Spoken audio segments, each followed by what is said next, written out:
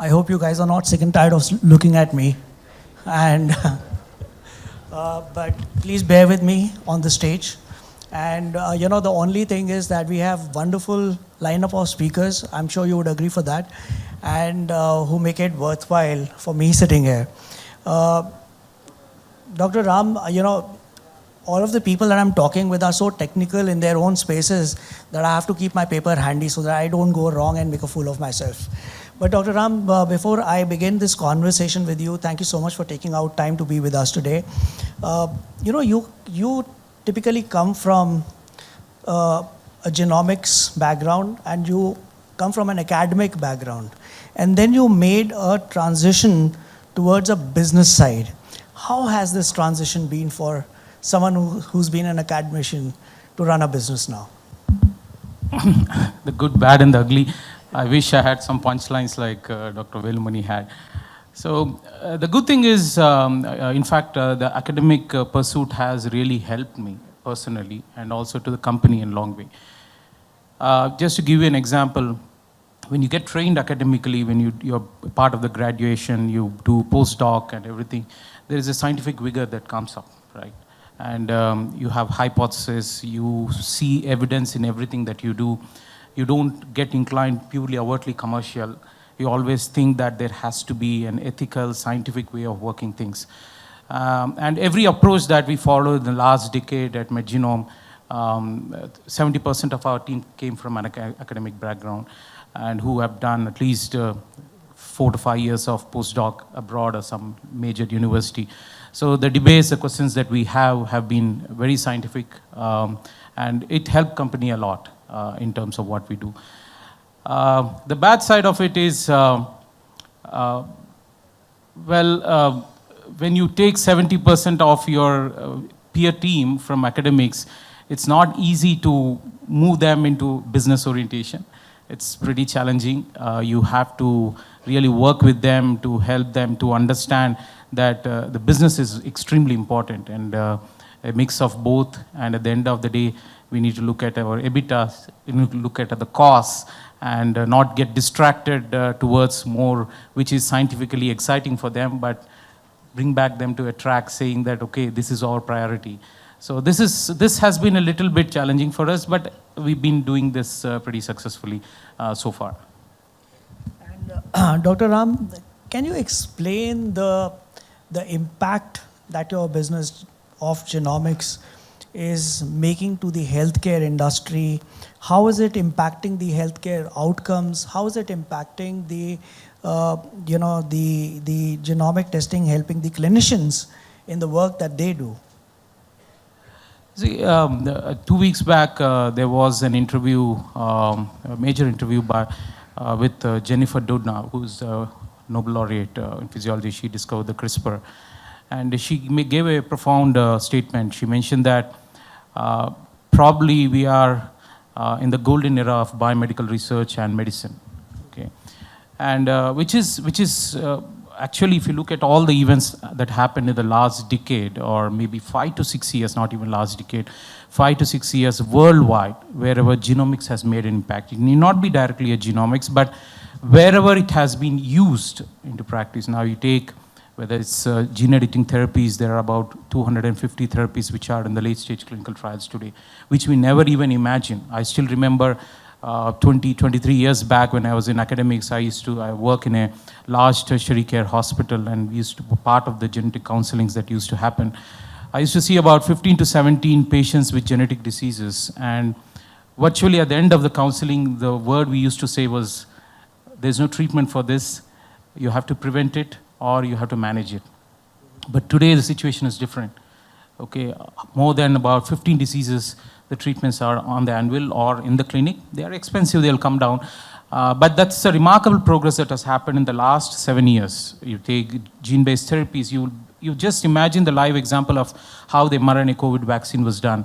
The timelines that has happened for regular vaccines, how it happened for mRNA vaccine just in less than a year, about 7 months from the time the sequence information was passed from Beijing to Boston, and how the vaccine sequence was created, clinical trials expedited.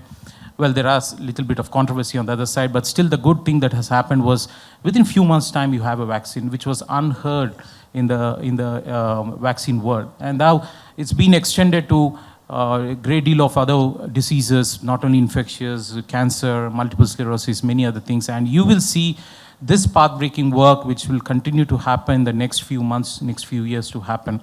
So the incredible pace with which these discoveries happen, you take immunotherapies, you take cell therapies that are coming up, you take CAR-T, the impact the CAR-T has given, this all happened in the last 10 years. So this is the impact that's going to happen, and it's astonishing. That's what I can say. And Dr. Ram, there has always been a question on the acceptance of genomic testing. It is expensive. People did not know whether it was something which was, something which was very real. How has this changed the acceptance of genomic testing, both from the medical community as well as from the patient's point of view? Illness is controlled by doctors, and we are talking of prevention. That has been the buzzword since morning that I'm hearing. And since prevention needs to take off, how is the medical community accepting genomic testing in today's world compared to what it was about 5 or 10 years ago? It's actually changed a lot, I would say. 2017, from when we started 2013 to 16, we literally struggled. I used to virtually travel 4 days a week, meeting only clinicians, because it's very important to understand what they want and what is actually meeting the clinical utility, and also trying to understand. So the feedbacks were not always positive. It's been pretty negative. It's expensive. So what? If I know there's a mutation, what do I do? There's no treatment. But we continued. There have been some torchbearers in the whole medical industry, both on the rare disease side and oncology. Many of them were optimistic about it. But 2017, I would say, was a complete change in the perception, in the way they took the whole of genomic medicine. And 2019 COVID was completely different. Post-COVID, irrespective of whether it is rare disease or oncology or infectious, almost all medical fraternity today accept it. Some with a bit of a suspicion, still with a doubt, without pessimism, but majority of the clinicians, especially in the tertiary setup, large healthcare providers completely accept that you like it or don't like it, it's creeping into the medicine, so they have to embrace it. And I would say this is, we are still scratching the surface. There's a huge amount of impact that's going to come up. Genomics business is growing. I mean, you yourself accepted that, it has changed from where you were in 2016. But are you excited with the pace at which it is growing? And what do you think needs to happen to make it grow much faster? Three things. I always tell this one. The pace at which it's happening in West and US and even Western Europe it's going at a pace that it really needs it. Okay. In India, it's good, it's positive, but still considering the demography we are in, 1.4 billion population, 30 million babies are born every year. We have largest diabetics. We are the cancer that's going. So the amount of investments needed, the amount of resources needed, whether it's a private sector, government, or NGO, anything, I would say it's still not up to the mark.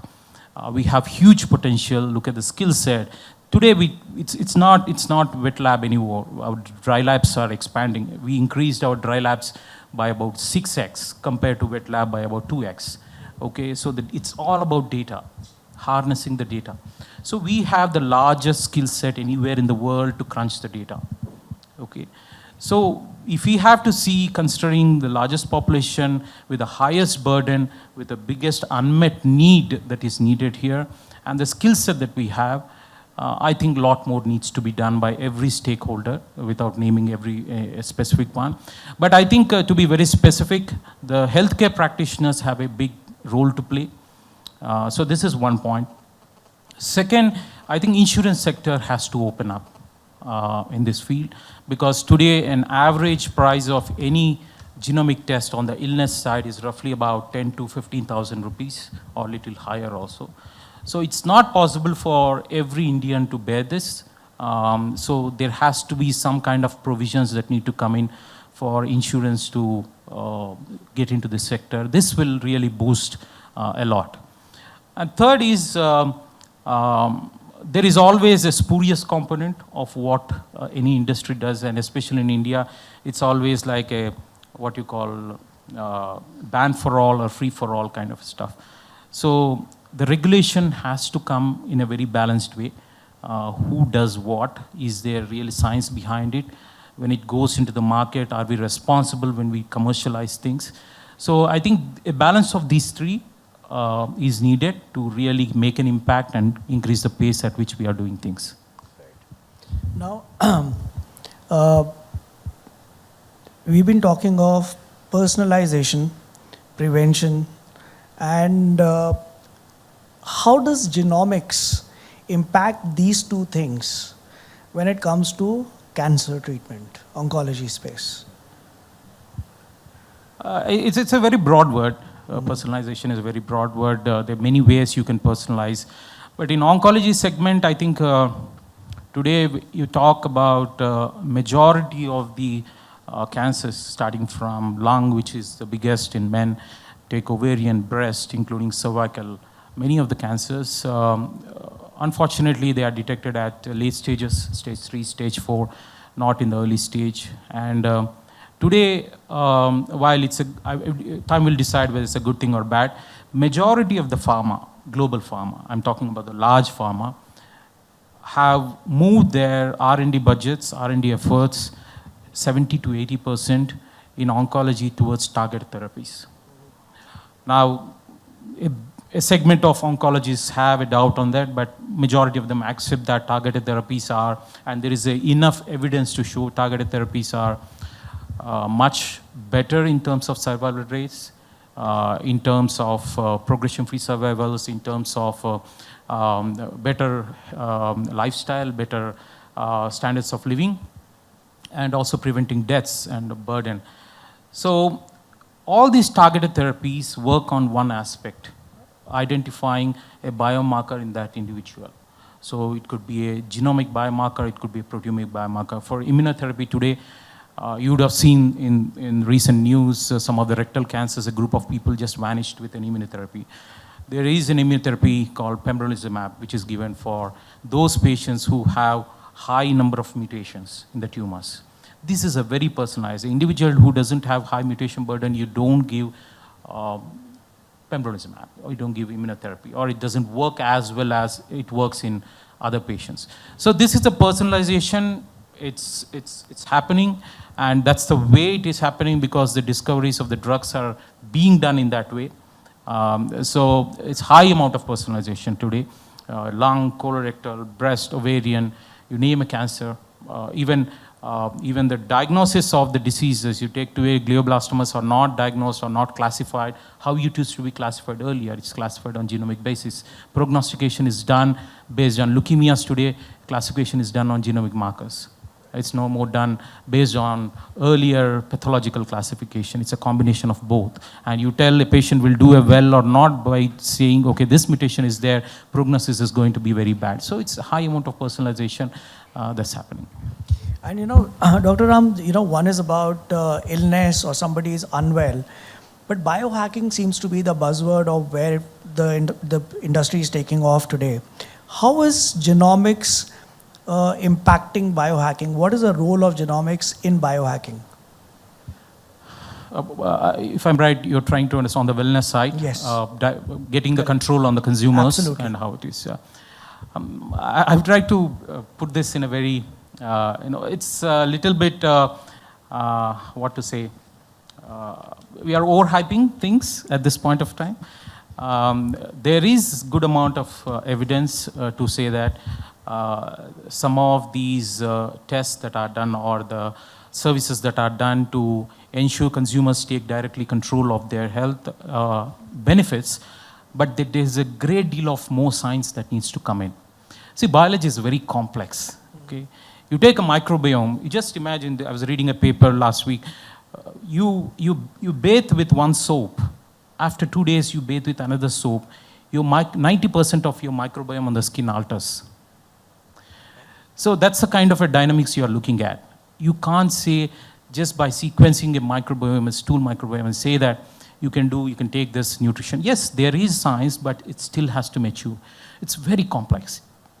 There are some certain simple things which are there, which can be monitored. There is a science called polygenic risk scores that is coming up, which is again not as good, as thick as what we are following today, but they can give you with a great confidence a propensity for an individual whether he will get a premature heart attack. And we do it, but we don't commercialize too much because we're being a little bit cautiously optimistic on that one.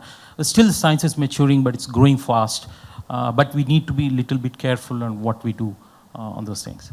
And are genomic companies like yours, are we profitable, or we are on the path? EBITDA levels, yes, but on the PAT or something that takes some time.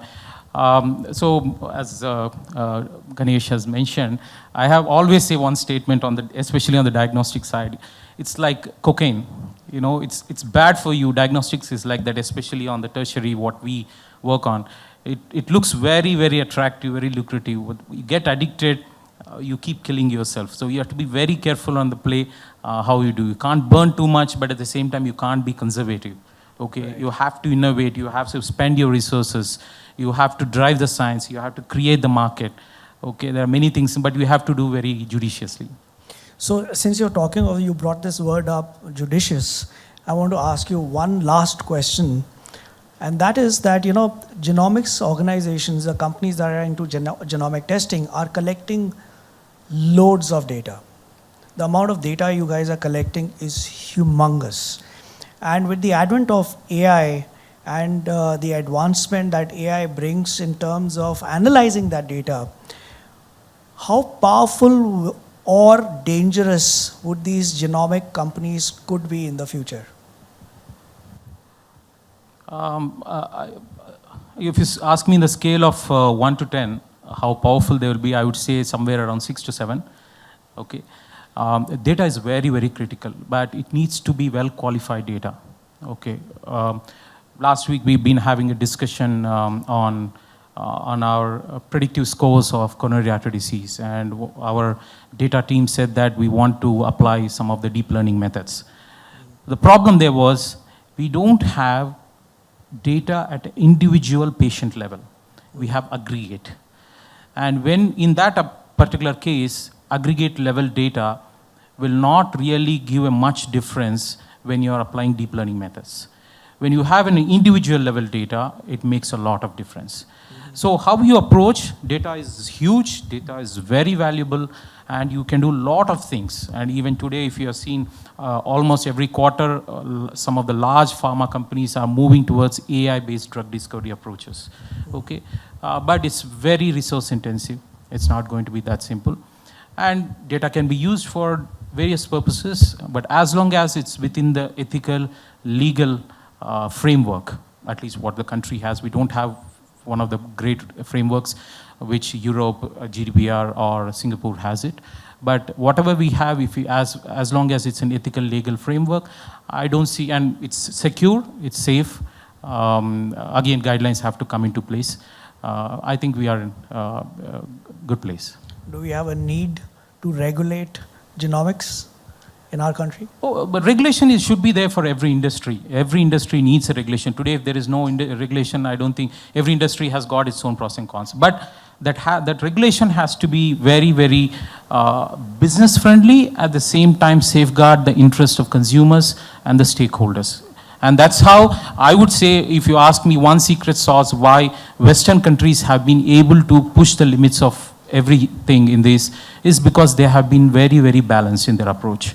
Okay, either they have been too vocal on consumer rights or too paranoid about it. At the same time, there was no spurious things happening on the other side. So we have to balance it in a very nice framework. Thank you so much, Dr. Ram, to have this conversation with us and so openly on the business side of genomics. Thank you so much for being very honest with us. Thank you.